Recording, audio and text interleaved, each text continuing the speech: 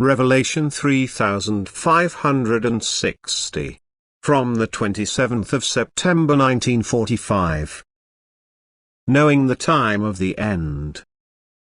It is exceptionally misguided to state that the time of the breakdown will be in the distant future. This error is detrimental for the souls because they will pay no attention to the admonitions and warnings of the last days.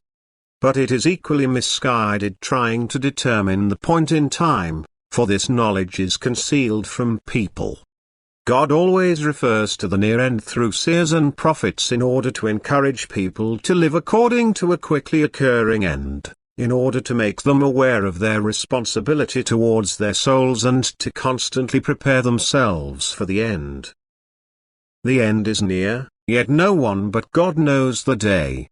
The signs of the time point towards the end. Nevertheless, it will come suddenly and unexpectedly for all people, including the faithful who are knowledgeable and make an effort to live in accordance with the approaching end. Human mind and human intellect will never be able to penetrate the divine plan of eternity and therefore never be able to determine the time nor the manner of the end. Only where the Spirit of God is at work He will instruct people as to how the end will take place, yet always leaving the day and the hour open when it happens. For this knowledge is God's prerogative and therefore concealed to people. The faithful will be able to recognize the time of the end by the lower level of spiritual development, and if they expect the coming of the Lord every day and enter into heartfelt contact with God, they will also sense when the day of judgment is approaching.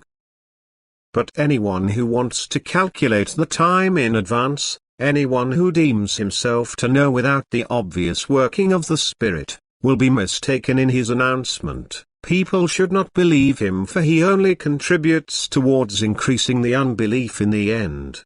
Even the forerunner of the Lord, who will be sent to earth by God Himself in order to save the still undecided, even he will not specify a day.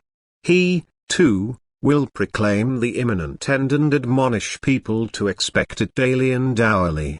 He will be enlightened by the Spirit of God, and the Father Spirit, who speaks in and through him, truly knows the day and the hour.